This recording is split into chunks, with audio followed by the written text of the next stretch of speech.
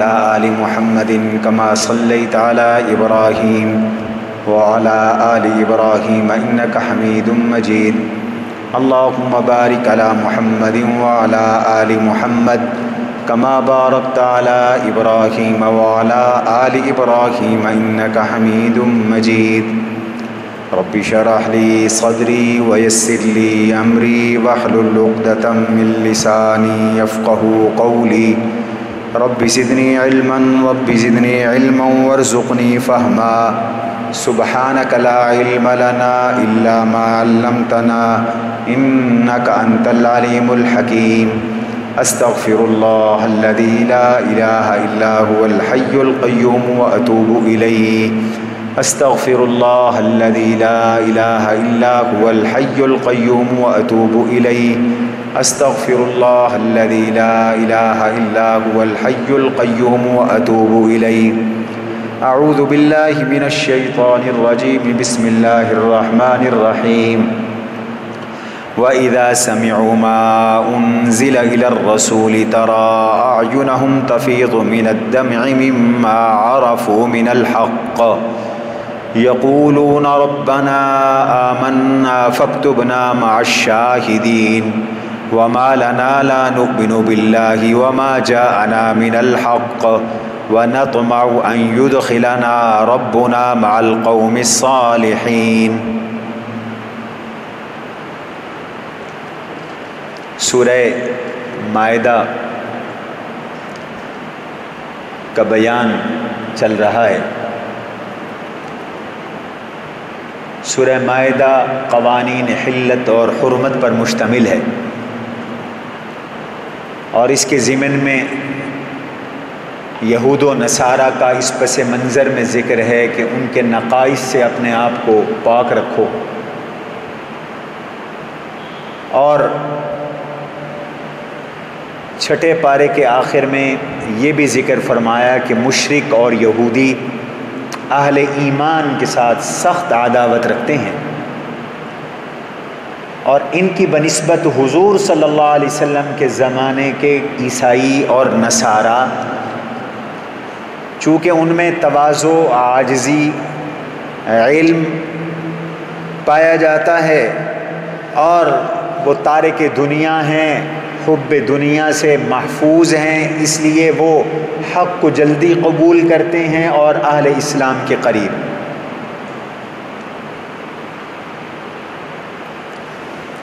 اور میں نے یہ بھی عرض کیا تھا کہ اس صورت میں 16 مرتبہ یا ایھا الذین آمنوا آیا، اگرچہ یا ایھا الذین آمنوا سے صرف یہ صورت نہیں شروع ہوئی، 2 صورتیں اور کچھ صورتیں اور بھی ہیں۔ سورہ حجرات کا آغاز بھی یا ایھا الذین آمنوا سے ہے، اور سورہ ممتحنہ کا آغاز بھی یا ایھا الذین آمنوا سے ہے۔ وَإِذَا سَمِعُوا مَا أُنزِلَ إِلَى الرَّسُولِ میں اسی مضمون کا بیان ہے کہ کچھ نصارہ جو حضور علیہ السلام کے زمانے کے تھے، وہ اسلام کے قریب ہیں اور جلد اسلام قبول کرتے ہیں۔ مکے والوں نے جب ظلم کا بازار گرم کر دیا اہل اسلام پر، تو حضور علیہ السلام نے صحابہ کرام کو ہجرت حبشہ کی اجازت دی۔ حبشہ افریقہ کا ایک ملک ہے۔ یہاں کے بادشاہ کا لقب نجاشی ہوا کرتا تھا۔ پہلے مرحلے میں 11-12 صحابہ کرام نے ہجرت کی، جن میں حضرت عثمان رضی اللہ عنہ اور ان کی اہلیہ پیغمبر اسلام صلی اللہ علیہ وسلم کی صاحبزادی سیدہ رقیہ بھی ان مہاجرین میں شامل تھی۔ اور جب یہ جوڑا جا رہا تھا تو حضور علیہ السلام نے فرمایا کہ ابراہیم علیہ السلام کے بعد یہ پہلا جوڑا ہے جو اللہ کی راہ میں ہجرت کر رہا ہے۔ پھر اس کے بعد کچھ اور صحابہ نے بھی ہجرت کی، لیکن مشرکین مکہ کو سکون اور چین نہ آیا کہ مسلمان حبشہ میں بھی جا کر اطمینان کے ساتھ رہیں، تو انہوں نے ایک وفد تشکیل دیا جو شاہ حبش کے پاس پہنچا اور اس کو شکایت کی کہ ہمارے کچھ بھگوڑے ہمارے کچھ مجرم اپنے مذہب کو چھوڑ کر تمہاری سلطنت میں پناہ گزین ہیں، انہیں ہمارے حوالے کرو۔ تو جناب نجاشی نے یک طرفہ بات سن کر حوالگی سے انکار کر دیا اور صحابہ کرام کو بلوا بھیجا۔ صحابہ کی ایک جماعت حضرت جعفر طیار رضی اللہ عنہ کو متکلم بنا کر پیش ہوئی، اور حضرت جعفر طیار نے بڑی فصیحانہ بلیغانہ یہاں تقریر فرمائی اور سورہ مریم کی تلاوت کی۔ آگے انشاءاللہ اس کا ذکر آئے گا۔ تو جناب نجاشی کی آنکھوں سے آنسو چھم چھم رواں دواں ہو گئے۔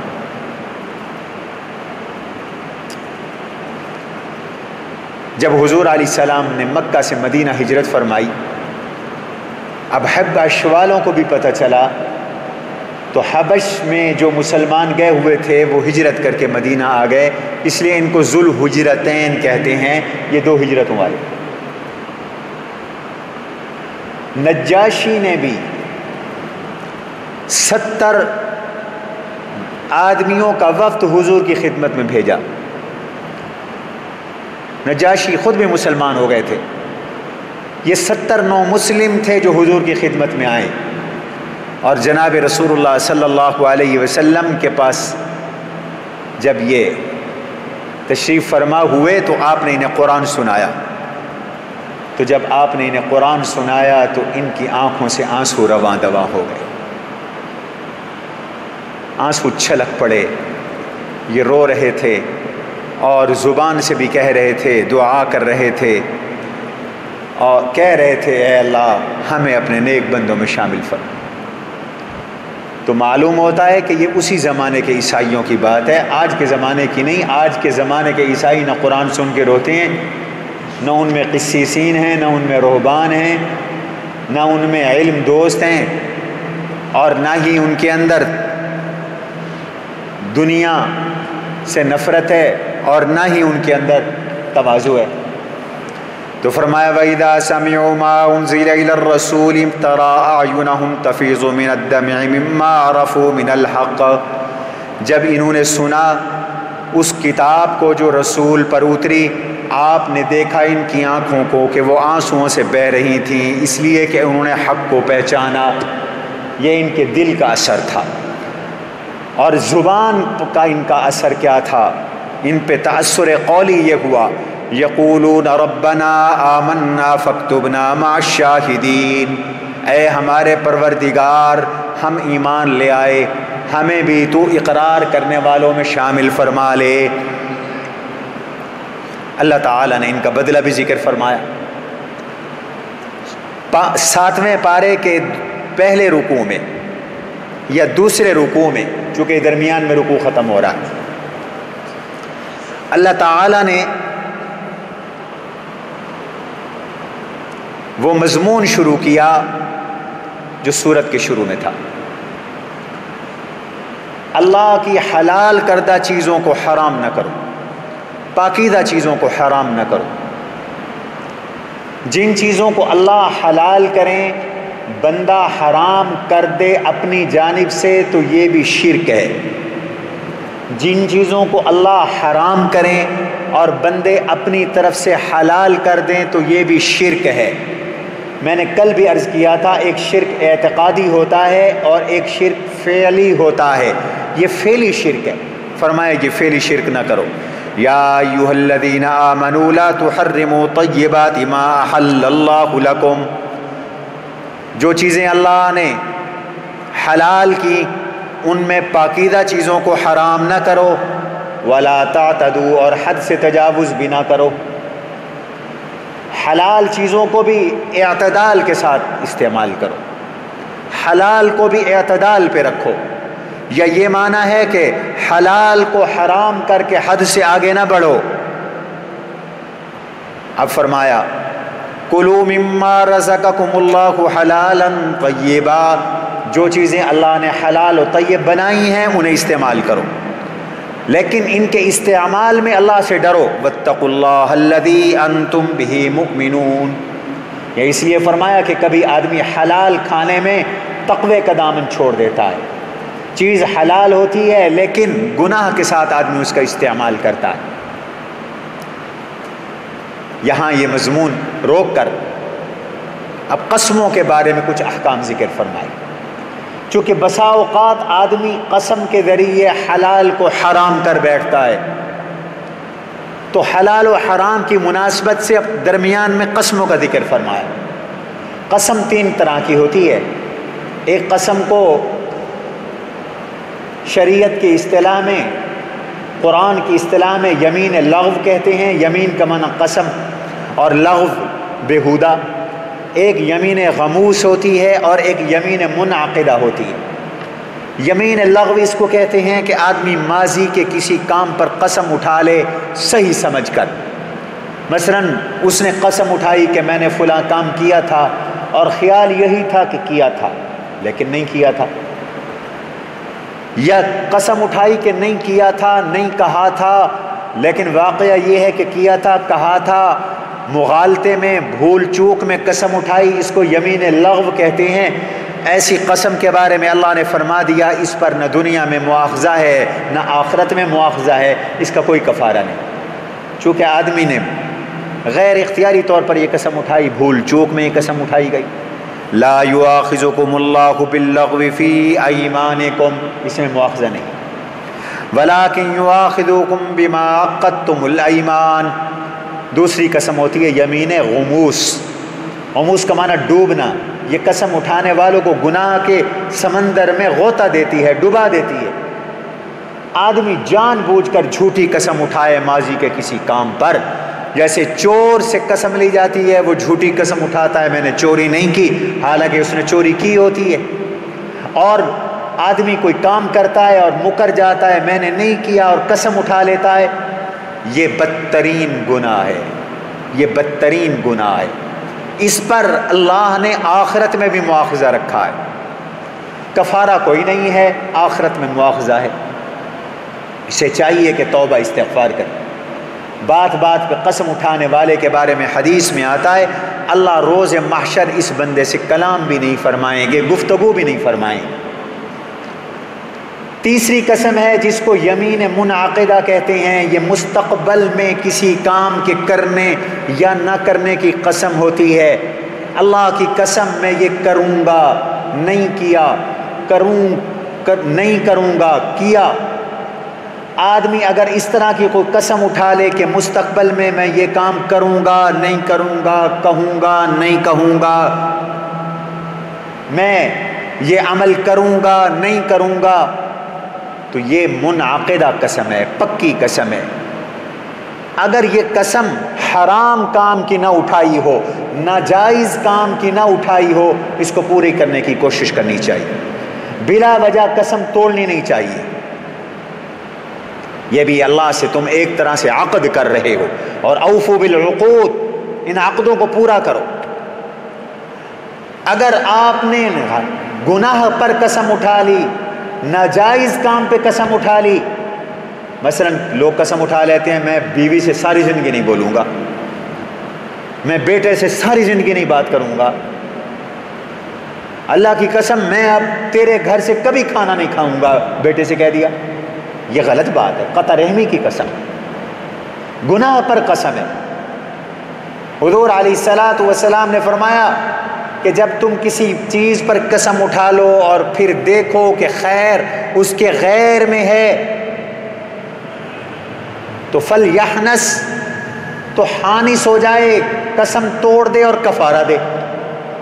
تو اب اگر یہ قسم توڑنی پڑ گئی تو حکم یہ ہے کہ قسم توڑ لو، توبہ استغفار بھی کرو اور کفارہ بھی دو۔ اسی کا ذکر ہے وَلَٰكِن يُؤَاخِذُكُم بِمَا عَقَّدتُّمُ الْأَيْمَانَ میں۔ اور کفارہ کیا ہے؟ یہ دیکھو نا قرآن سے کتنے ہمیں علوم ملتے ہیں، کتنے ہمیں مسائل سمجھ میں آتے ہیں۔ فَكَفَّارَتُهُ إِطْعَامُ 10 مَسَاكِينَ مِنْ أَوْسَطِ مَا تُطْعِمُونَ أَهْلِيكُمْ، کفارے میں 10 مسکینوں کو کھانا کھلاؤ، درمیانی کھانا جو تم خود کھاتے ہو، اوسط کھانا، دال ساگ والے ہو تو دال ساگ کھلاؤ، مرغ مسلم والے ہو تو مرغ مسلم کھلاؤ، جو درمیانہ کھانا خود کھاتے ہو 10 مسکینوں کو کھانا کھلاؤ۔ او کسوتہم، یا ان کو 10 مسکینوں کو کپڑے پہنا دو، 10 سوٹ لے کے دے دو۔ کم از کم اتنا ہے کہ اتنا کپڑا ایک آدمی کو دے دو کہ جس سے ناف تک نچلا بدن چھپ جائے۔ او تحریر رقبہ، یا غلام آزاد کرو۔ اب غلام آزاد کرنے کی شکل نہیں ہے، یا کوئی آدمی غلام آزاد کرنے کی قدرت نہ رکھے۔ ہمارے دور میں تو غلام ہیں ہی نہیں، اب دنیا میں کوئی غلام نہیں ہے، امت کا اجماع ہو گیا، دنیا سے غلامی ختم۔ تو اگر کوئی اس پہ بھی قادر نہیں، غریب ہے، 10 مسکینوں کو کھانا بھی نہیں کھلا سکتا، کپڑے بھی نہیں پہنا سکتا، غلام بھی آزاد نہیں کر سکتا، فرمایا فَمَن لَّمْ يَجِدْ فَصِيَامُ ثَلَاثَةِ أَيَّامٍ، 3 دن مسلسل روزے رکھ لے، یہ قسم کا کفارہ ہو گیا۔ ذَلِكَ كَفَّارَةُ أَيْمَانِكُمْ إِذَا حَلَفْتُمْ، فرمائے خیال کیا کرو، وَاحْفَظُوا أَيْمَانَكُمْ، اپنے قسموں کو کی حفاظت کیا کرو، اپنے قسموں کو پکا رکھا کرو۔ جائز کام کی قسم ہے تو اس کی لاج رکھو، ورنہ قسم کا کفارہ دو۔ كَذَلِكَ يُبَيِّنُ اللَّهُ لَكُمْ آيَاتِهِ لَعَلَّكُمْ تَشْكُرُونَ۔ درس قرآن سننے والوں، رب کہتا ہے میں نے تمہیں یہ احکام کھول کے بیان کر دیے، تمہیں قسم کے کفاروں کے بارے میں تفصیل بتلا دی تاکہ تم میرا شکر ادا کرو، اللہ کا شکر ادا کرو۔ سارے کہہ دو الحمدللہ۔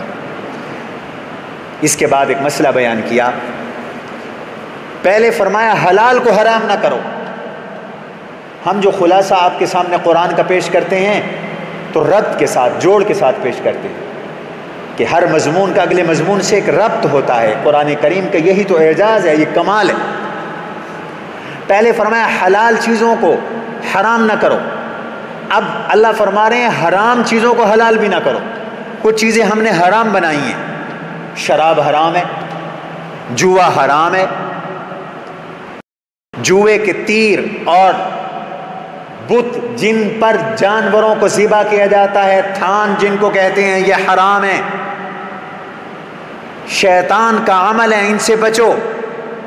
یا ایھا الذین آمنوا انما الخمر والمیسر والانصاب والازلام رجس من عمل الشیطان، ان سے بچو۔ فاجتنبوہ لعلکم تفلحون۔ میں نے عرض کیا تھا کہ شراب چونکہ عرب میں بہت زیادہ پی جاتی تھی، اس لیے ذہن سازی کے ساتھ آہستہ آہستہ آہستہ اس کی نفرت بٹھا کر اس کو حرام کیا۔ سورہ بقرہ میں فرمایا قل فیہما اسم کبیر ومنافع للناس، اور پیچھے سورہ مائدہ میں فرمایا لا تقربوا الصلاۃ وانتم سکارى، جب تم نشے کی حالت میں ہو تو نماز کے قریب نہ جایا کرو۔ صحابہ سمجھ گئے یہ بری چیز ہے۔ حضرت عمر نے کہہ دیا اللہم بین لنا بیانا شافیا، اللہ میاں کھلی کھلی بات ہمیں واضح فرما دیں، شراب پینی ہے کہ نہیں پینی۔ صحابہ کو اندازہ ہو گیا تھا کہ شراب حرام ہونے والی، اس لیے فاروق اعظم تو مراد خدا مندی کو سب سے زیادہ سمجھنے والے تھے۔ ابھی تو خدا کی وحی آتی نہیں تھی، عمر پہلے بول پڑتے تھے، اور جو عمر بولتے تھے وہی قرآن بن کے اترتا تھا۔ کہہ دیا اللہم بین لنا بیانا شافیا، اب عمر کی دعا میں اللہ نے بیان شافی دے دیا، فرمایا انما الخمر والمیسر والانصاب والازلام رجس من عمل الشیطان فاجتنبوہ لعلکم تفلحون۔ آخر میں دوسری آیت کے آخر میں فرمایا فہل انتم منتہون، اب آج کے بعد تم شراب سے رکتے ہو کہ نہیں رکتے؟ فاروق اعظم نے چیخ کے کہا انتہینا انتہینا، نعرہ لگا دیا ہم رک گئے، ہم رک گئے۔ پیغمبر اسلام نے ایسی ذہن سازی فرمائی اور صحابہ میں ایسا اطاعت کا جذبہ پیدا کیا، اور یہ ایسی پاک باز نفوس کی جماعت تھی کہ جس چیز کے رسیا تھے اس حکم کے آنے کے بعد پھر کیا تھا کہ جام خانے ویران پڑ گئے، اجڑ گئے، اور شراب کے مشکیزوں پھاڑ دیے گئے اور مٹکے توڑ دیے گئے، اور شراب کو انڈیل دیا گیا اور مدینہ کی گلیوں میں شراب بہ رہا تھا، اور پھر کوئی آدمی نہیں تھا جو شراب کو بھول کے بھی منہ کے ساتھ لگا لیتا۔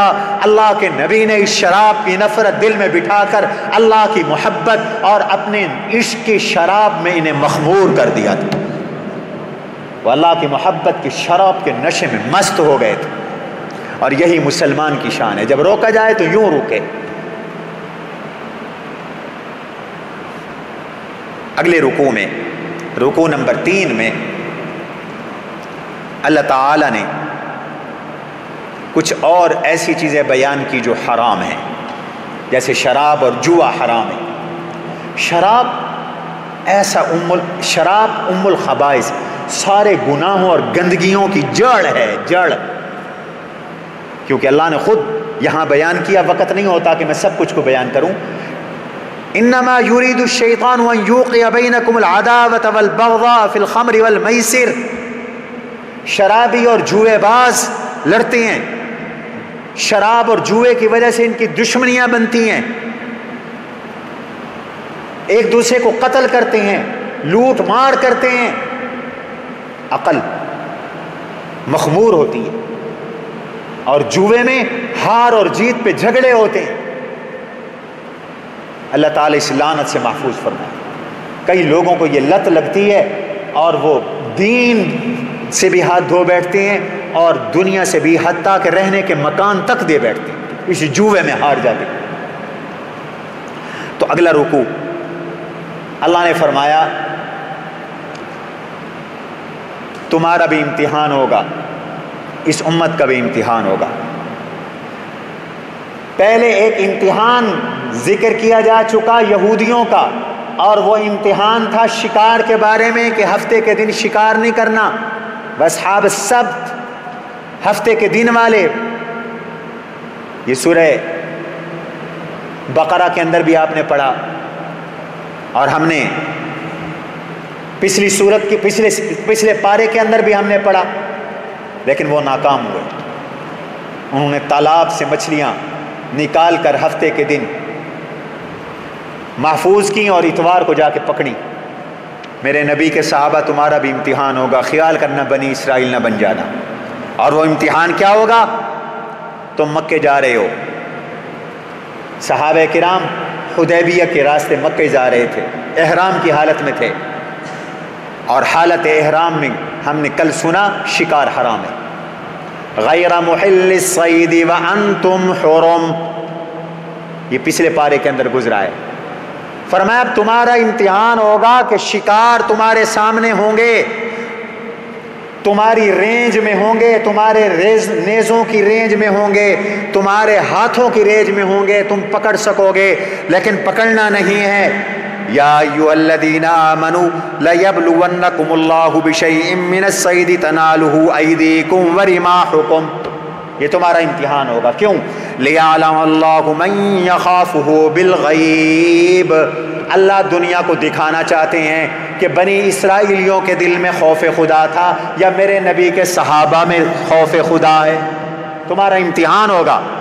اور سنو، فمن اعتدی بعد ذلک فلہ عذاب علیم، تم امتحان میں ناکام ہوئے اور شکار کر بیٹھے تو عذاب کے مستحق ہوگے۔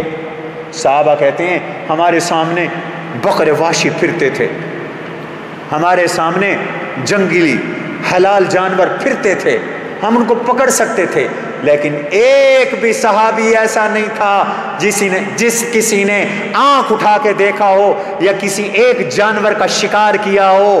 بنی اسرائیلی ناکام ہو گئے، میرے نبی کے صحابہ کامیاب ہو گئے۔ سبحان اللہ کا وسعت۔ یا ایھا الذین آمنوا لا تقتلوا الصید وانتم حرم، فرمایا احرام کی حالت میں شکار نہیں کرنا۔ اب حکم دے دیا اگر کوئی شکار کر بیٹھے تو پھر کیا کرے؟ فمن قتله منكم متعمدا فجزاء مثل ما قتل من النعم يحكم به ذوى عدل منكم هديا بالغ الكعبة أو كفارة طعام مساكين أو عدل ذلك صياما ليذوق وبال أمره عفى الله عما سلف ومن عاد فينتقم الله منه والله عزيز ذو انتقام۔ کوئی بھول کے شکار کر بیٹھا تو گناہ تو نہیں ہوگا، لیکن دنیا میں اس کی جزا ہوگی، اور جس نے جان بوجھ کر شکار کیا آخرت میں گناہ بھی ہوگا، استغفار کرنا پڑے گا، اللہ کے حکم کو توڑا، اور دنیا میں بھی جزا ہے، اور جزا یہ ہے کہ جس جانور کا تم نے شکار کیا ہے دو عدالت والے آدمی اس کے بارے میں فیصلہ کریں کہ اس کی کیا قیمت ہوگی۔ اگر وہ حلال جانوروں کے مثل ہے، مثلا کوئی گائے جتنا ہے، کوئی بکری جتنا ہے، کوئی بھیڑ جتنا ہے، تو اس کے بدلے میں بکری یا بھیڑ یا دمبا یا گائے یا اونٹ یہ ذبح کرو، لیکن یہاں نہیں، حرم میں ذبح ہوگا، ہدیم بالغ الکعبہ۔ اور اگر وہ ایسا جانور ہے جو ذو مثل نہیں ہے، جس کی مثال نہیں ملتی، پھر اس کی کا تخمینہ دو عادل آدمی لگائیں گے کہ اس کا کتنے مسکینوں کو کھانا اس کے بدلے کھلانا چاہیے، تو آدھا آدھا سا کے حساب سے، پونے 2 سیر کے حساب سے وہ کھانا غریبوں میں تقسیم کر دو۔ اور اگر کوئی کھانا تقسیم کرنے کی استطاعت نہیں رکھتا تو فرمایا او عدل ذالک، یا پھر جتنے مسکینوں کا کھانا بنتا تھا اتنے دنوں کے روزے رکھیں، لیذوق وبال امر۔ باقی کسی نے اگر اس مسئلے کا علم نہ ہونے سے پہلے شکار کیا تو اللہ معاف کر دیں گے، کوئی دوبارہ کرے گا تو اللہ بدلہ لے گا۔ تو حالت احرام میں خشکی کا شکار حرام، لیکن فرمایا حالت احرام میں سمندری اور بحری شکار، مچھلی وغیرہ حلال ہے، وہ ہر حال میں حلال ہے، مچھلی بھی حلال ہے، اس کا شکار کرنا بھی حلال ہے۔ احل لکم صید البحر وطعامہ متاعا لکم وللسیارہ وحرم علیکم صید البر ما دمتم حرما۔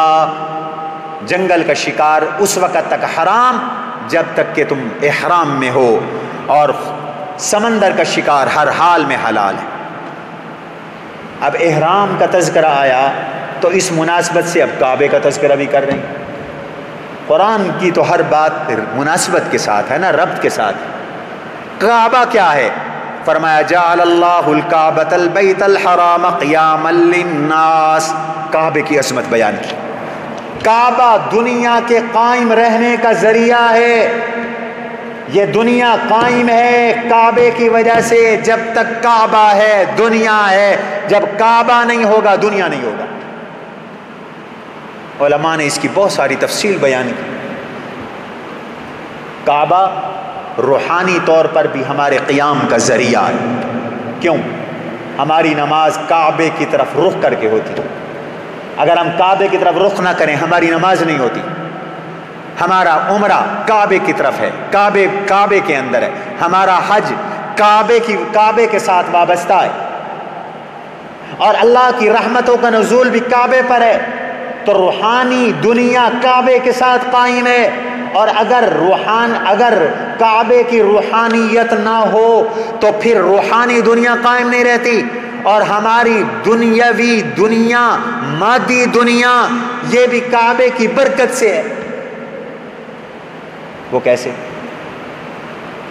ایک تو اس وجہ سے کہ جو لوگ وہاں رہتے ہیں ان کا رزق کعبے کی وجہ سے، کعبے کے ساتھ وابستہ۔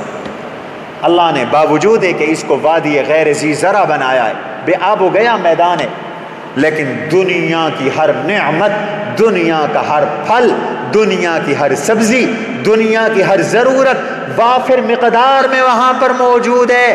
تو کعبہ تمہاری دنیا کی بھی قیام کا ذریعہ ہے، اور صرف وہاں کے لوگوں کے لیے نہیں، پوری کائنات کے لیے ذریعہ ہے۔ قیامت اس وقت تک نہیں آئے گی جب تک کعبہ ہے۔ یہاں مفسرین نے یہاں تک لکھا ہے کہ جب کعبے کا حج بند ہو جائے گا اور کعبے کی طرف رخ کر کے نمازیں بند ہو جائیں گی، قیامت آ جائے گی۔ اور بخاری کی روایت میں صاف آیا ہے، فرمایا قرب قیامت میں ایک کالا بادشاہ ہوگا، ذو السویقین، یہ اس کی پنڈلیوں کی وصف بیان کی۔ وہ بیت اللہ پہ لشکر کے ساتھ حملہ کرے گا، یقلعها حجرن حجرن، بیت اللہ کا ایک ایک پتھر الگ کر دے گا، نعوذ باللہ من ذالک، ایک ایک پتھر الگ کر دے گا۔ اگلے دن صبح لوگ اٹھیں گے، یہ اگلی روایت، یہاں تک میں نے جو حدیث بیان کی ہے بخاری میں، آگے دوسری کتاب، اگلے دن جب صبح لوگ اٹھیں گے تو قرآن کے نقوش مٹے ہوئے ہوں گے، قرآن اٹھ چکا ہوگا اور پھر قیامت برپا ہو جائے گی۔ اس لیے فرمایا کعبہ، اس لیے کہتے ہیں زادہ اللہ شرفا و کرامتا، اللہ اس کی شرف میں، اس کی کرامت میں، اس کی عزت میں اور زیادہ اضافہ فرمائے، اس کو ہمیشہ ہمیشہ کے لیے آباد فرمائے اور ہمیں کعبے کی آبادی کا ذریعہ فرمائے، آمین کو۔ آج کعبہ بھی اداس ہے، طواف محدود ہو گیا، مسجد حرام خالی پڑی ہے، مسجد نبوی خالی پڑی ہے۔ مسلمانوں توبہ اور استغفار کرو، اللہ ہمیں اپنے گھروں سے محروم نہ فرما دے۔ آج حج کو خطرہ لاحق ہے، اللہ نہ کرے کہ حج بند ہو، تو فرمایا یہ کعبہ قیام دنیا کا ذریعہ ہے۔ اور پھر کعبے کی مناسبت سے فرمایا اشہر حرم، جو 4 مہینے کل جن کا میں نے ذکر کیا تھا، ذوالقعدہ، ذی الحجہ، محرم اور رجب، ان مہینوں کا جاہلیت میں بھی احترام ہوتا تھا۔ والہدی، حج کی قربانی کا جانور، والقلائد، اور حج کی قربانی کے بڑے جانور، پٹوں والے جانور، یہ سب احترام کے قابل ہیں۔ اس کے بعد اللہ تعالیٰ نے کچھ اور چیزیں کی حرمت بیان کی، کچھ اور چیزوں کی حرمت بیان کی، جیسے یہ چیزیں حرام ہیں، ایسے تم پر لا یعنی چیزوں کا سوال کرنا بھی حرام ہے۔ حضور علیہ الصلاۃ والسلام موجود تھے، قرآن اتر رہا تھا، تو بسا اوقات صحابہ کرام کے سوال کرنے کی وجہ سے اندیشہ ہوتا کہ ایسا حکم نہ آ جائے کہ جس میں امت کو دشواری ہو، اس لیے تعلیم دی گئی کہ جس چیز کے بارے میں بتایا گیا کہ وہ حلال یا حرام، اسی پہ اکتفا کرو، جس چیز کے بارے میں خاموشی ہے اس کے بارے میں سوال نہ کرو۔ کیوں؟ شریعت کی منشا، اللہ کی منشا یہ ہے کہ خاموشی کے ساتھ کہ اس میں گنجائش رہے، اور مجتہدین آنے والے دور میں اجتہاد کر کے امت کے لیے کچھ گنجائش پیدا کر دیں۔ اگر تم سوال کرو گے اور حکم اتر آئے گا اور فرض کرو وہ حکم حرمت کی اترا تو امت کو دشواری ہوگی۔ حضور علیہ السلام نے حج کی فرضیت کا اعلان کیا، فرمایا لوگو کتب علیکم الحج، تم پر حج فرض۔ فقام اقرا بن حابس کھڑے ہوئے، فقال لکل عام ہذا علی عام ہذا ام للابد، یا رسول اللہ یہ اسی سال ہے یا ہمیشہ کے لیے ہے، ہر سال ہمیں حج کرنا پڑے گا؟ آپ خاموش ہو۔ آپ نے فرمایا اگر میں ہاں کہہ دیتا تو ہر سال تم پر حج فرض ہو جاتا، میں ہاں کہہ دیتا تو ہر سال تم پہ حج فرض ہو جاتا۔ لا تسألوا عن اشیاء ان تبد لکم تسؤکم، ایسی چیزوں کے بارے میں سوال نہ کرو کہ اگر ظاہر ہو جائیں تمہارے لیے تو تمہیں بری لگیں۔ وَإِن تَسْأَلُوا عَنْهَا حِينَ يُنَزَّلُ الْقُرْآنُ تُبْدَ لَكُمْ، اگر تم قرآن کے نزول کے وقت سوال کرو گے تو پھر جواب بھی آئے گا، پھر مشکل میں پڑ جاؤ گے۔ عَفَى اللَّهُ عَنْهَا، جو ہو چکا اللہ نے معاف کر دیا، کوئی میرے نبی کے صحابہ پہ انگلیاں نہ اٹھائے، ہو چکا، ہم معاف کر چکے، اس لیے کہ واللہ غفور حلیم، ہم بخشنے والے ہیں، حوصلے والے ہیں۔ اگلا حکم ہے ما جعل اللہ من بحیرہ، حلال کو حرام نہ کرو، مضمون یہ چل رہا ہے۔ مشرکین مکہ نے کچھ جانوروں کو اپنی طرف سے حرام کیا ہوا تھا، اللہ نے فرمایا میں نے یہ کوئی حرام نہیں کیے، یہ جھوٹ ہے، اللہ پہ بہتان ہے، یہ شرک فعلی ہے اور یہ گناہ ہے، اللہ کی نافرمانی ہے۔ چند جانوروں کو انہوں نے اپنے اوپر حرام کیا ہوا تھا. یہ جانور کیا ہیں؟ ما جعل اللہ من بحیرہ 1 ولا سائبہ 2 ولا وصیلہ 3 ولا حام 4. یہ کیا جانور تھے؟ آج کل بھی ان کی کچھ قسمیں معاشرے میں موجود ہیں. چونکہ شرک ختم نہیں ہوا، مشرکوں کے کچھ وارث آج بھی معاشرے میں موجود ہیں. اس لیے مسلمانوں ہوشیار اور خبردار رہو. اگلی صورت شرک سے خبردار کرنے کے لیے آئی ہے، سورہ انعام، جس کا تھوڑی دیر بعد ہم درس شروع کریں گے. یہ ایک شرک کی شکل تھی. بحیرہ کہتے تھے اس جانور کو جن کا دودھ مشرکین مکہ بتوں کے نام پر چھوڑ دیتے تھے اور ان کا دودھ نہیں نکالتے تھے. ان کا دودھ اپنے اوپر حرام سمجھتے تھے. یہ ہمارے فلاں بت سائیں کے نام کا ہے. نمبر 2 سائبہ، وہ جانور، اس جانور کو بتوں کے نام پر چھوڑ دیتے تھے، جس کو سانڈ کہتے ہیں ہماری اصطلاح میں. جیسے یہاں سانڈ پھرتے ہیں اور کئی شہروں میں گائے پھرتی ہیں، یہ پیروں فقیروں کے نام کی ہیں. وہ بتوں کے نام پہ چھوڑ دیتے تھے.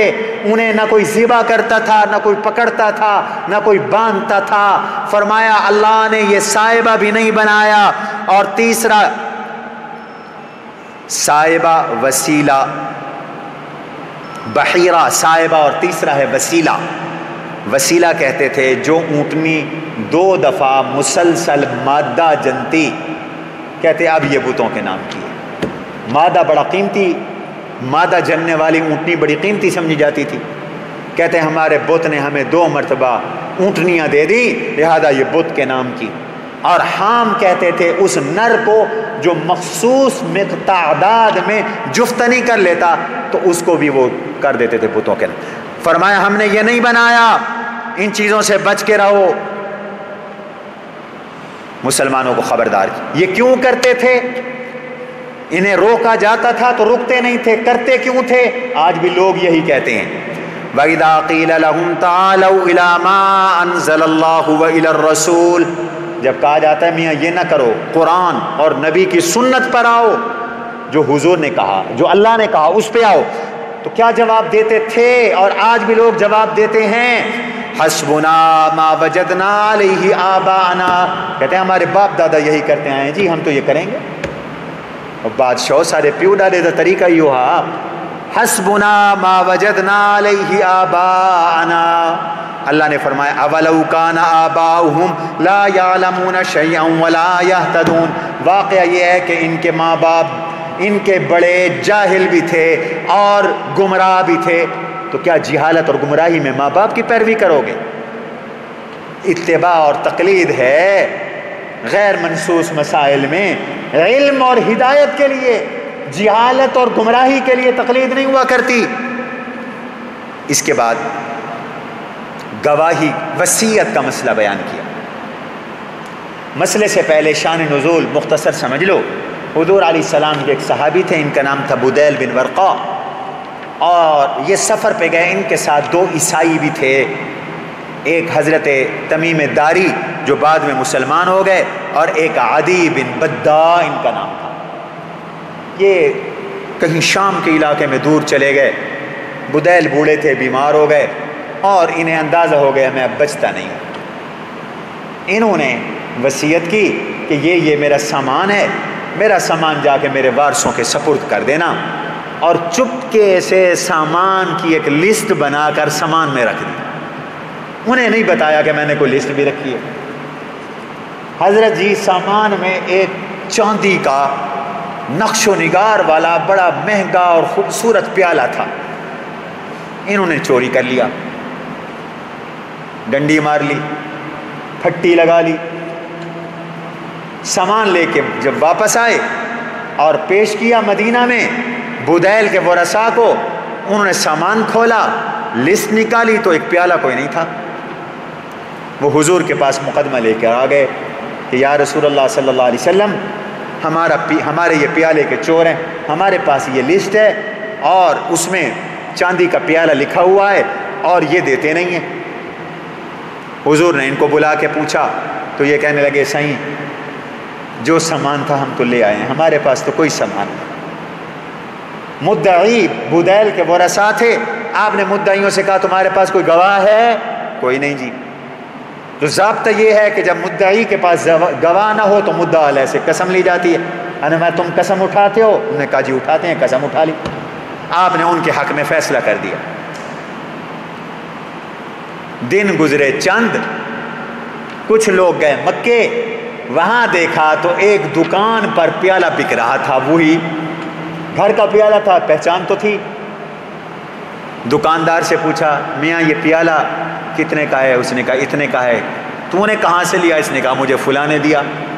پہنچ گئے، واپس آئے مدینہ میں۔ اب حضور علیہ الصلوۃ والسلام کے دربار میں مقدمہ پیش ہو گیا، یا رسول اللہ پیالہ ہمارا پکڑا گیا، یہ چور ہیں، ان کے حق میں فیصلہ ہو گیا تھا، انہوں نے جھوٹی قسمیں اٹھائیں، یہ چور ہیں۔ ایک بات کہہ دوں ساتھ ضمناً، رہا نہیں جا رہا مجھ سے، تمہارے تو گلی محلے کے پیر بھی چوریاں بتا دیتے ہیں، چور فلاں ہیں۔ میں نے حساب کروایا ہے، چور فلاں ہیں۔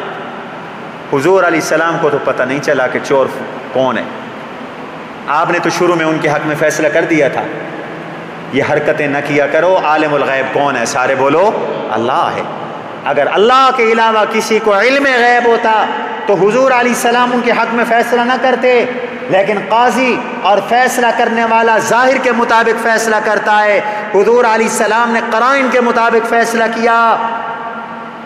غیب دان تو اللہ کی ذات ہے۔ آقا پیالہ پکڑا گیا، فرمایا اچھا بلاؤ۔ عدی بھی آ گیا، تمیم بھی آ گیا، ارے میاں پیالہ پکڑا گیا ہے۔ کہنے لگے حضرت اصل بات آپ کو ہم نے نہیں بتائی تھی شرم کی وجہ سے، بات یہ ہے کہ ہم نے یہ پیالہ بدیل سے خرید لیا تھا، ہم نے یہ خرید لیا تھا۔ کہا اچھا تم نے خرید لیا؟ کہا ہمارا دعویٰ ہے ہم نے خرید لیا۔ حضور نے فرمایا گواہ لے آؤ، گواہ لے آؤ۔ بھائی اسلام کی عدالت میں تو ثبوت کے ساتھ فیصلے ہوتے ہیں نا۔ گواہ تھا کوئی نہیں، فرمایا اب یہ قسم اٹھائیں گے، یہ مدعا ہیں، انہوں نے قسم اٹھا لی، خدا کی قسم یہ ہمارا پیالہ اور انہوں نے خیانت کی ہے اور ہماری گواہی ان کی گواہی سے زیادہ پکی اور سچی ہے۔ حضور نے فرمایا چلو پیالہ ان کا، لہٰذا تم پیالے کے پیسے دو۔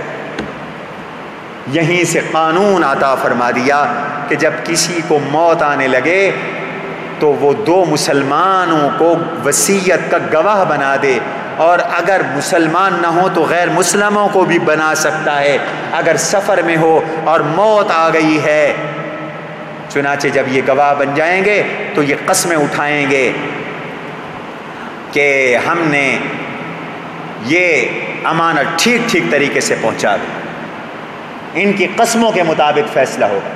بعد میں اگر ثبوت مل جائے کہ یہ قسم جھوٹی تھی، انہوں نے جھوٹی قسم اٹھائی، تو دوسرا فریق اب قسمیں اٹھائے گا اور یہ گواہی نہیں دیں گے تو وہ قسمیں اٹھائے گا اور فیصلہ انہی کے حق میں ہوگا۔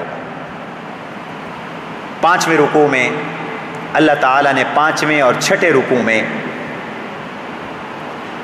دنیا کی شہادت کے بعد اب قیامت کے دن کی شہادتوں کا ذکر کیا۔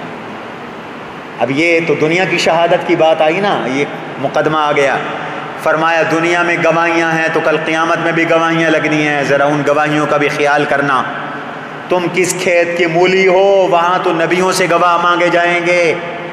یوم یجمع اللہ الرسل فیقول ماذا اجبتم قالوا لا علم لنا انک انت علام الغیوب۔ فرشتوں کی نبیوں کی پیشی، اللہ کے دربار میں نبی تھر تھر کانپ رہے ہوں گے۔ اللہ پوچھیں گے رسولوں کو جمع کر کے بتاؤ ماذا اجبتم، کیا تم پوجا کیے گئے، کیا تم عبادت کیے گئے، یا کیا تم نے لوگوں کو ان کاموں پر لگایا، کیا تم جواب دیے گئے، یہ تمہاری امتوں نے تمہارے بعد کیا کیا تھا بتلاؤ۔ قالوا لا علم لنا، اللہ میاں ہمیں کوئی علم نہیں۔ مفسرین کہتے ہیں اللہ کا خوف اتنا ہوگا جلال اتنا ہوگا، ہیبت اتنی ہوگی، اور ہیبت میں کچھ یاد بھی ہوتا ہے تو بھول جاتا ہے۔ جس استاد کا روب زیادہ ہو نا، بچے اس کو جب سبق سنانے بیٹھتے ہیں آتا ہوتا ہے تو بھول جاتے ہیں۔ یہ میں نا قاری صاحب، لا علم لنا، ہمیں کوئی علم نہیں، انک انت علام الغیوب، آپ غیب دان ہیں، آپ ہیں غیب جاننے والے۔ دیکھو ایک ہے انہ کا، پھر آگے انتا کی تاکید ہے، اس کا معنی تو غیب دان ہے، تیرے سوا کوئی غیب دان نہیں۔ اذ قال اللہ یا عیسی ابن مریم اذکر نعمتی علیک وعلی والدتک، چونکہ اگلے رکوع میں حضرت عیسیٰ علیہ السلام سے بھی شہادت اور گواہی اور سوال اللہ نے کی قیامت کے دن جو کرنا ہے اس کا ذکر ہے، اس لیے اس کی تمہید کے طور پر اب پھر عیسیٰ علیہ السلام کا ذکر آ گیا۔ اللہ نے کہا عیسیٰ میری نعمتوں کو یاد کرو جو میں نے آپ پر بھی کی اور آپ کی والدہ پہ بھی کی۔ والدہ پہ نعمت بھی بیٹے کی طرف سے، جب بیٹے کو عزت ملتی ہے تو یہ ماں باپ کی بھی عزت ہوتی ہے۔ اور آپ پر ہم نے کیا انعامات کیے، اذ ایدتک بروح القدس، جبریل امین کے ساتھ ہم نے آپ کی تائید کی۔ علامہ شبیر احمد عثمانی رحمہ اللہ نے تفسیر عثمانی میں یہاں روح القدس کی کیا کمال کی تفسیر کی ہے، دیکھ لینا ذرا اس کو۔ فرمایا روح القدس روحانی دنیا میں پاور ہاؤس کی طرح ہے، جیسے مادی دنیا میں بجلی کا پاور ہاؤس، یہ جب بجلی چھوڑتا ہے تو پوری دنیا کی مشینریاں حرکت میں آ جاتی ہیں۔ روحانی دنیا میں جبریل امین ہے، اور عیسیٰ علیہ السلام کا واسطہ جبریل امین سے تھا، ان کی تائید تھی حضرت جبرائیل علیہ السلام کی حضرت عیسیٰ علیہ السلام کے ساتھ، تو کتنی ان میں روحانیت ہوگی۔ وَتُكَلِّمَ النَّاسَ فِي الْمَهْدِ وَكَهْلًا، ایک یہ نعمت انعام، آپ نے پنگوڑے میں بھی لوگوں سے بات کی اور ادھیڑ عمر میں بھی لوگوں سے بات کریں گے۔ اور یہ یاد رکھو عیسیٰ علیہ السلام آسمانوں پہ اٹھائے گئے 30 سال کی عمر میں۔ کتنے سال کی عمر میں؟ تو ان کی ادھیڑ عمر کب ہوگی؟ جو لوگ کہتے ہیں نہیں عیسیٰ علیہ السلام زندہ نہیں، قادیانیوں کا سب سے بڑا زور اسی پر ہے، عیسیٰ مر گئے، اس لیے کہ قادیانی نے پہلا دعویٰ یہی کیا تھا میں مہدی ہوں، پھر دعویٰ کیا تھا میں مسیح ہوں، وہ جو قرب قیامت میں مسیح آنا ہے وہ میں ہوں، اس کے لیے ضروری ہے کہ حضرت عیسیٰ کو یہ ختم کرے۔ وہ کہتے ہیں مر گئے عیسیٰ علیہ السلام نعوذ باللہ، اس نے عیسیٰ علیہ السلام کی توہین بھی کی، تو قرآن تو کہتا ہے وہ تو ادھیڑ عمر میں بھی باتیں کریں گے، ادھیڑ عمر میں تب باتیں ہوں گی کہ وہ قرب قیامت میں زمین میں اتریں گے اور پھر باتیں کریں گے، یہ پیشین گوئی تو تب پوری ہوگی قرآن کی۔ وَإِذْ عَلَّمْتُكَ الْكِتَابَ وَالْحِكْمَةَ وَالتَّوْرَاةَ وَالْإِنْجِيلَ، میں پہلے بھی عرض کر چکا ہوں، 4 چیزوں کی تعلیم اللہ نے عیسیٰ علیہ السلام کو دی ہے، کتاب، حکمت، تورات و انجیل۔ تورات و انجیل تو مستقل آ گئے، پھر کتاب و حکمت کیا ہے؟ کتاب سے مراد قرآن، حکمت سے مراد حضور کی سنت۔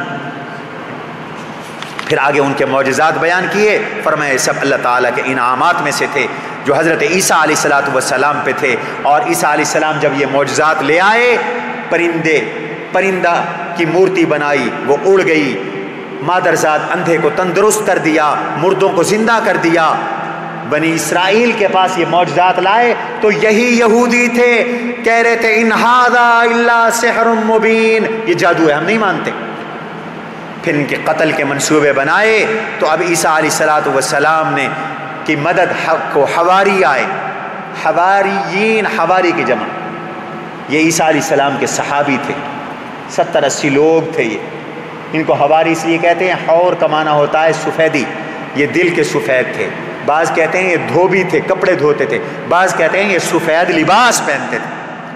اب ان حواریوں نے عیسیٰ علیہ السلام سے ایک تقاضا کیا، جس کی تقاضے کی بنیاد پر سورت کا نام سورۃ المائدہ ہے، اور وہ یہ تھا اذ قال الحواریون یا عیسی ابن مریم هل يستطيع ربك ان ينزل علينا مائدة من السماء قال اتقوا الله ان كنتم مؤمنین، اللہ تعالیٰ آسمان سے آپ دعا کریں اللہ سے، کیا اللہ آسمان سے ہمارے لیے ایک پکا پکایا دسترخوان اتار دیں گے؟ عیسیٰ علیہ السلام نے فرمایا اللہ سے ڈرو، ایسے مطالبے نہ کرو۔ انہوں نے کہا کہ ہمارا یہ مطالبہ اس لیے ہے ان نأکل منہا، ہم اللہ کی نعمت کھائیں، اطمینان کے ساتھ اللہ کی عبادت بھی کریں اور تصدیق بھی کریں۔ اس پہ عیسیٰ علیہ السلام نے دعا کی، ربنا انزل علینا مائدۃ من السماء، اللہ آسمان سے یہ مائدہ اتار دے، تکون لنا عیدا لاولنا وآخرنا، یہ ہمارے پہلوں اور پچھلوں کی عید کا ذریعہ بن جائے گا، ہم خوشی منائیں گے، ہماری اس عید پر بعد والے بھی خوشی منائیں گے۔ وآیۃ منک، آپ کی نشانی ہوگی، وارزقنا وانت خیر الرازقین، ہمیں رزق دیجئے، آپ بہترین رزق دینے والے ہیں۔ بعض مفسرین کہتے ہیں یہ مطالبے سے دستبردار ہو گئے تھے، اس لیے آسمان سے یہ دسترخوان نہیں اترا، اور بعض مفسرین کہتے ہیں ان کا مطالبہ پورا ہوا، دسترخوان اترا، کھانا مچھلی روٹی اتری۔ اللہ نے کہا تھا صرف بچے عورتیں کمزور کھائیں، جوان نہ کھائیں، یہ سب کھانے لگے، تو اس کی نحوست سے 70,000 لوگ خنزیر اور بندر بن گئے۔ اس کے بعد اگلے رکوع کے اندر جس سورت کا آخری رکوع ہے، حضرت عیسیٰ علیہ السلام کے سوال کا ذکر ہے۔ وَإِذْ قَالَ اللَّهُ يَا عِيسَى ابْنَ مَرْيَمَ أَأَنْتَ قُلْتَ لِلنَّاسِ اتَّخِذُونِي وَأُمِّيَ إِلَٰهَيْنِ مِن دُونِ اللَّهِ، کل قیامت کا دن ہوگا، اللہ حضرت عیسیٰ علیہ السلام سے کہیں گے آپ نے لوگوں سے کہا تھا کہ مجھے خدا بنا لینا، میری ماں کو خدا بنا لینا۔ عیسائی کہتے ہیں نا عیسیٰ خدا ہیں، حضرت مریم خدا ہیں، آپ نے کہا تھا۔ عیسیٰ علیہ السلام جواب دیں گے، 4 اجزاء پر مشتمل ہے عیسیٰ علیہ السلام کا جواب۔ سبحانک ما یکون لی ان اقول ما لیس لی بحق، میں جب معبود ہوں نہیں تو میں کیسے کہوں گا کہ مجھے معبود بناؤ۔ ان کنت قلتہ فقد علمت، میں نے کہا ہوتا تو آپ کے ضرور علم میں ہوگا اے اللہ، اس لیے کہ آپ تو ہر غیب کو جانتے ہیں۔ دوسری بات، ما قلت لهم الا ما امرتنی به ان اعبدوا اللہ ربی وربکم، میں نے تو انہیں توحید کی تعلیم دی، آپ نے مجھے توحید سکھائی تھی، اور میں نے بھی انہیں یہی سکھایا تھا کہ اللہ کی عبادت کرنا جو میرا بھی رب ہے تمہارا بھی رب ہے۔ اور تیسری بات، وَكُنْتُ عَلَيْهِمْ شَهِيدًا مَا دُمْتُ فِيهِمْ، جب تک میں ان میں زمین پہ رہا، دمتو کا لفظ بتا رہا ہے اس سے مراد زمین پہ رہنا ہے، جب تک میں ان میں زمین پہ رہا، میں موجود رہا۔ فَلَمَّا تَوَفَّيْتَنِي، جب آپ نے مجھے آسمانوں پہ اٹھا لیا، كُنْتَ أَنْتَ الرَّقِيبَ عَلَيْهِمْ، پھر میں تو آپ کے پاس تھا، میں کوئی حاضر ناظر نہیں تھا، میں کوئی ان میں موجود نہیں تھا۔ وَأَنْتَ عَلَى كُلِّ شَيْءٍ شَهِيدٌ، ہر جگہ حاضر ناظر تو آپ ہیں، ہر جگہ موجود تو آپ ہیں۔ اگلی بات، انہوں نے مجھے خدا بنایا، یہی سزا کے مستحق ہیں، اب تو جان تیرے بندے جانے۔ ان تعذبہم فإنہم عبادک، اگر تو ان کو عذاب دے دے تو یہ تیرے بندے، وَإِن تَغْفِرْ لَهُمْ فَإِنَّكَ أَنْتَ الْعَزِيزُ الْحَكِيمُ، اگر تو ان کو معاف کر لے تو آپ غالب ہیں، حکمتوں والے ہیں۔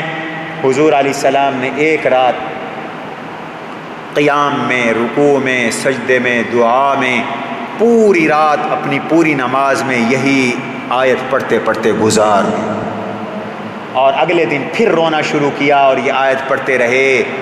آپ سے عرض کیا گیا یا رسول اللہ، آپ ایک ہی آیت پہ ساری رات روتے رہے۔ فرمایا میں نے اللہ سے شفاعت مانگی کہ یا اللہ مجھے روز محشر کی شفاعت عطا فرما، میرے اللہ نے صبح کے وقت میری دعا کو قبول فرما لیا، مجھے شفاعت عطا فرما دی۔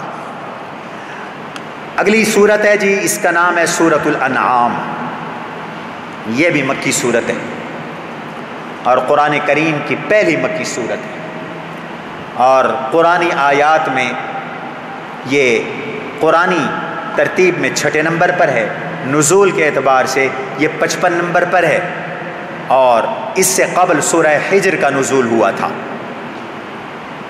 یہ ایسی صورت ہے بھائیوں، جب یہ صورت اتری تو 70,000 فرشتے سبحان اللہ کے نعرے لگاتے ہوئے زمین پہ اترے، اور یہ پوری سورت جو 1.25 پارے پر مشتمل ہے اکٹھی اتری، رات کو اتری، اور حضور علیہ السلام پر جب اتری تو 70,000 فرشتے نعرے لگا رہے تھے، سبحان اللہ۔ اس سورت کے بڑے فضائل ہیں۔ ایک فضیلت اس کی یہ ہے کہ بیمار پہ پڑھو، اللہ تعالیٰ اس کو صحت عطا فرما دیتے ہیں، اس کو شفا عطا فرما دیتے ہیں۔ اور حضرت عمر نے فرمایا یہ قرآن کی عمدہ صورتوں میں سے ہے، سورہ انعام قرآن کی عمدہ صورتوں میں سے ہے۔ اس سورت کی کچھ خصوصیات بھی ہیں۔ یہ قرآن کی وہ سورت ہے جو قرآن کے عقائد کو ثابت کر رہی ہے اور حجت مخالفین پر قائم کر رہی ہے، اور اس سورت نے جھنجھوڑ کے رکھ دیا لوگوں کو، بد عقیدہ لوگوں کو جھنجھوڑ کے رکھ دیا اور شرک کا ابطال کیا، مشرکین کے حالات بیان کیے۔ اس لیے ابن عباس فرماتے تھے جو عرب کے جہالت کے حالات جاننا چاہے وہ سورہ انعام پڑھے، اور سورہ انعام کی 30 سے اوپر کی آیات کو پڑھے، اسے عرب کی جہالت کا پتہ چلے گا، عرب کتنے جاہل تھے۔ اس صورت میں اللہ تعالیٰ نے توحید کا اس بات کیا اور شرک کی دونوں قسموں کا رد کیا۔ شرک کی ایک قسم ہے شرک اعتقادی جیسے میں نے بیان کیا، اور ایک قسم ہے شرک فعلی، اور اس کے ساتھ قیامت کو، وحی کو، رسالت کو اللہ تعالیٰ نے بہترین انداز میں ثابت کیا۔ اللہ تعالیٰ نے اس صورت میں اپنے دلائل کو 2 انداز کے ساتھ پیش کیا۔ ایک انداز ہے اللہ کا، اس انداز کو کہتے ہیں تقریر، اسلوب تقریر، اور ایک ہے اسلوب تلقین۔ عقلی دلائل کے ساتھ، عجائبات قدرت کے ساتھ، اپنی قدرتوں کے ساتھ اللہ نے اپنا وجود اور اپنے آپ کو وحدہ لا شریک منوایا، اور اس کے لیے لفظ ہوا کا 28 بار استعمال کیا۔ یہ اسلوب تقریر ہے۔ اور ایک اسلوب تلقین ہے، اور اس کا معنی یہ ہے کہ اللہ تعالیٰ نے توحید کو ثابت کرنے کے لیے حضور صلی اللہ علیہ وسلم سے حجت قائم کروائی۔ فرمایا قل، میرے نبی یہ بھی کہو، قل یہ بھی کہو، قل یہ بھی کہو۔ 45 مرتبہ سورت میں لفظ قل آیا ہے، 45 مرتبہ لفظ قل آیا ہے۔ اور اس سورت کا ایک نام سورت الحجہ ہے، چونکہ یہ منکرین اسلام پر حجت تام کرتی ہے یہ سورت، اور سورت میں بھی لفظ حجت بار بار آیا، تلک حجتنا فحاجہ قوم۔ تو باقی اس سورت کے اندر 3 قسم کے لوگوں کو خطاب ہے، جو خدا کے منکر ہیں۔